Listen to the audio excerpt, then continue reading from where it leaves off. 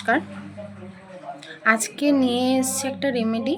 সেটা হচ্ছে কি করে ধরুন বিনা কারণে ঘরের মধ্যে অশান্তি হচ্ছে, ধরুন স্বামী স্ত্রী রিলেশনশিপ প্রবলেম হচ্ছে, বাচ্চা প্রচণ্ড পরিমাণে ঘ্যান ঘ্যান করছে, তারপরে ধরুন কাজ এগিয়েও এগোচ্ছে না, আটকে যাচ্ছে কাজ, ধরুন হওয়া কাজও হচ্ছে না, পিছিয়ে পড়ছেন আপনি।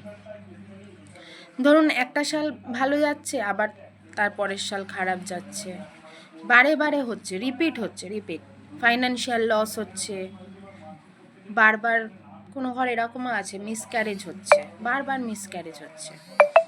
ধরুন ফ্রিকুয়েন্টলি কারোর ডেথ হয়ে যাচ্ছে আপনার পরিবারের, ফ্রিকুয়েন্টলি মানে হচ্ছে আজ ধরুন একজন মারা গেল, তার কিছুদিন মানে ধরুন 1 বছরও হয়নি আর একজন মারা গেল।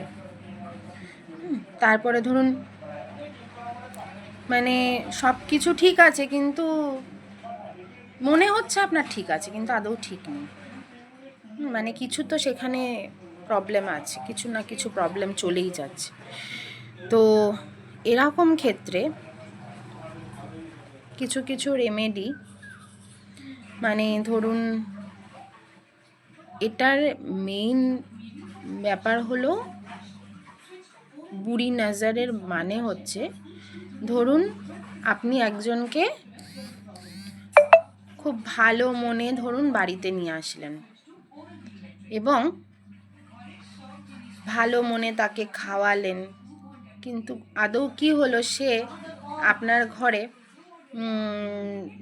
ভালো ব্লেসিং করার বদলে সে তার ঊর্জাটা ফেলে দিয়ে গেল। তার ঊর্জা মানে হচ্ছে তার শরীরের যে শক্তিটা, এনার্জিটা, ব্যাড এনার্জিটা, সেটা আপনার ঘরে দিয়ে গেল। তো এরকম আমাদের নিজের অজান্তেই হয়ে যায়। ধরুন আত্মীয় স্বজন সে আপনার বাড়িতে আসলো, আপনি তাকে নিমন্ত্রণ করেছেন কোনো একটা অকেশানে, সে এসে ধরুন আপনি নতুন, আচ্ছা আমি একটা উদাহরণ দিচ্ছি, ধরুন আপনি একটা নতুন বাড়ি তৈরি করেছেন, ধরুন অনেক দিন ধরে অনেক কষ্ট করে টাকা পয়সা জমিয়ে নতুন বাড়ি তৈরি করেছেন।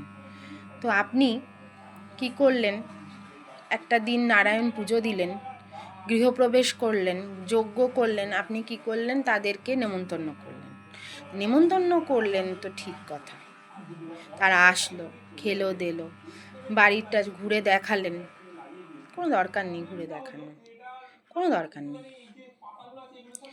তারপরে কি হলো, ঘুরে দেখলো ঠেকলো, খুব উপস্যা বললো যে ভালো হয়েছে, কিন্তু ভিতর ভিতর অনেক কিছুই চলছে, অনেক কিছু। সেই যে জিনিসটা ঘরে আপনার যে একটা শোষ বলে, আমরা বাঙালিরা সেটাকে বলি শোষ, এই যে শোষটা যে পড়লো সেটা ভীষণ খারাপ। তো এটার রেমেডি কি আছে, প্রাইমারি রেমেডি, প্রথম কথা হচ্ছে আপনি ঘরের এন্ট্রান্সে একটা স্বস্তিক চিহ্ন আঁকবেন, প্রত্যেক বৃহস্পতিবার করে না হলে শুক্রবার করে স্বস্তিক চিহ্ন আঁকবেন, সেটা হলুদ দিয়েই হোক বা ধরুন সিঁদুর দিয়ে হোক, স্বস্তিক চিহ্ন আঁকলেন। তারপরে একটা সুপরি আর হচ্ছে মলি ধাগা আপনি দশকর্মার দোকানে গিয়ে বলেন মলি ধাগা সুপরি দিয়ে বেঁধে আপনি এন্ট্রান্সে ঝুলিয়ে দেবেন। এন্ট্রান্সে তো আরও কিছুই তো ঝোলানো যায়, তো মানে ঝোলানো হয় বেসিক্যালি, তার সাথে ওটাও ঝুলিয়ে দেবেন। একটা খুব ভালো রেমেডি, আমরা সবাই জানি, কিন্তু ইউজ কজন করে জানি না। প্রত্যেক দিন ঘর মোছার সময় ওই যেই বালতিতে মোছা হয় সেই বালতিতে একটুখানি পিঙ্ক সল্ট দিয়ে দেবেন, সন্ধব লবণ, পিঙ্ক সল্ট দিয়ে দেবেন, বৃহস্পতিবার ছাড়া প্রত্যেক দিন পিঙ্ক সল্ট দিয়ে দেবেন। আর প্রত্যেক দিন ঘরের মধ্যে লবঙ্গ আর হচ্ছে কর্পূর দিয়ে ধোয়া দেবেন, সকাল সন্ধে প্রত্যেক দিন ধোয়া দেখবেন, করে দেখুন, ফ্রিকুয়েন্টলি করুন, ভীষণভাবে বুঝতে পারবেন যে এটার কতটা এফেক্ট।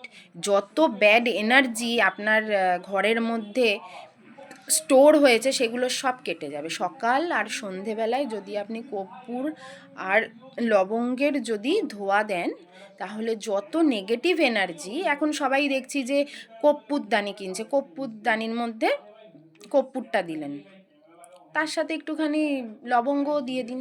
জানি না ওই মেশিনটার কোনো প্রবলেম হবে কিনা জানি না, কিন্তু আমি মনে করি একটা মাটির মধ্যে, ওটার মধ্যে আর্থ এলিমেন্ট গেল, তাহলে মাটির যে ওই জ্বালায় না, যেগুলো ধুনো ধুনো দেয় যে, সেই ধুনোচিতে আপনি একটুখানি মাটির ধুনোচির মধ্যে একটু কর্পূর আর একটুখানি লবঙ্গ, 10টা 11টা যতগুলো পারেন লবঙ্গ দিয়ে আপনি, যদি না জ্বলে, হ্যাঁ জ্বলবে না কেন, কর্পূর আছে, তার মধ্যে একটুখানি ধরুন দেশি ঘি দিয়ে দিলেন, আরও ভালো।